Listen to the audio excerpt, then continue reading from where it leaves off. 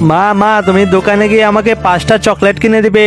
আচ্ছা বাবা চল, তোকে আজকে 5টা চকলেটই কিনে দেবো। আরে মহিলাটা তো দোকানে চলে গেল, এই সুযোগে গাড়িটা নিয়ে পালিয়ে যায়। আরে চিন্টু, আমাদের গাড়িটা তো এখানেই ছিল, কে নিয়ে চলে গেল? মা আমার মনে হয় গাড়িটা চুরি হয়ে গিয়েছে, দাঁড়াও আমি এখনই পুলিশকে কল করছি। আরে চিন্টু, এটা তো হাসপাতালের নাম্বার, তুমি বরং অন্য নাম্বারে কল করো। হ্যালো চিন্টু, এটা তো ফায়ার সার্ভিসের নম্বর, তুমি অন্য নম্বরে কল করো। হ্যালো চিন্টু, বলো তোমার কি হয়েছে? পুলিশ আঙ্কেল, আমাদের গাড়িটা না চুরি হয়ে গিয়েছে, তাড়াতাড়ি চোরকে ধরুন। হ্যাঁ আমি চোরকে ধরবো যদি সবাই লাইক ও সাবস্ক্রাইব করে দেয়। এই চোর, তুই গাড়ি চুরি করেছিস, চল আমার সাথে থানায়।